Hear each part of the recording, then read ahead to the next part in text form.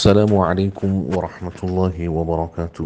بسم الله الرحمن الرحيم. الحمد لله رب العالمين وبك نستعين ونصلي ونسلم على رسوله الكريم. أما بعد.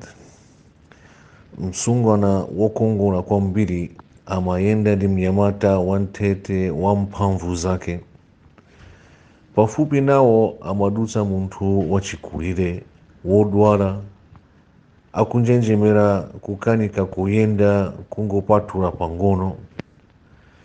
Pamene amadutsana gogo uyu anagwera mdzenje la matope ndipo madzi amatope anagwera ndikudetsa dresi la msungwanayo.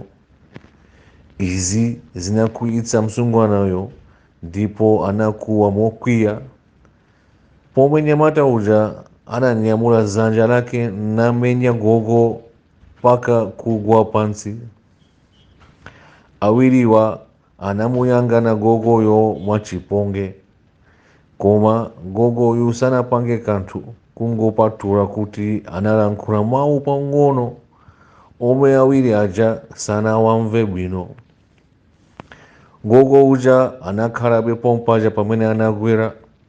Pomwe nyamata uja ndi bwenzi lake analowa mnyumba ina pafupi ndi malo aja, koma pamene anali kukwera masitepi opita mwamba mnyumba moyo, nyamata uja anagwa ndi kugudubuzika mpaka kukafika pa khomo la nyumbayo, ndipo anafera pompo gogo uja akuona.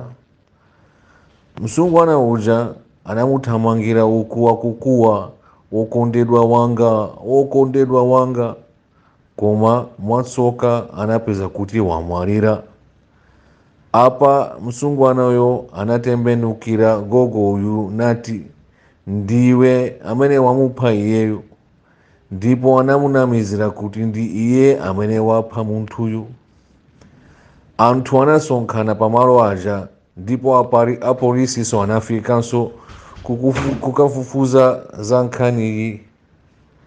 Anawatengera ku bwalo la milandu ndipo atayimikidwa pamaso pa wogamula mulandu.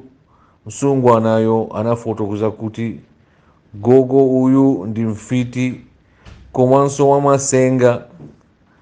Anangolankhula mawu pang'ono ndipo mosakhalitsa mnzangayo anagwa nakufera pompo.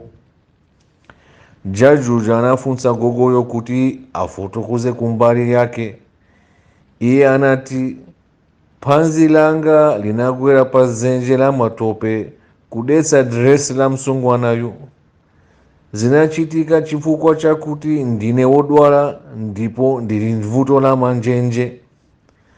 Mnyamata yemwe anali ndi msungwanayo anandimenya pokwiya ndizi, ndipo ine ndinamuperekera manja mwa mbuye wanga popempha kuti mbuye wanga, uyu wakuonetsani mphamvu zake pa ine, choncho ndionetseni mphamvu zanu pa iye.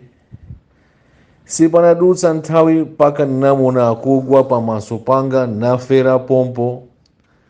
Jaji uja anatembenuka kumuyangana msungwana uja nati, gogo uyu sanaphe bwenzi lako wayi, koma kuti bwenzi lako linafuna kuteteza iwe nkumenya gogo uyu, choncho bwenzi la gogo uyu ndi ndani? Allah.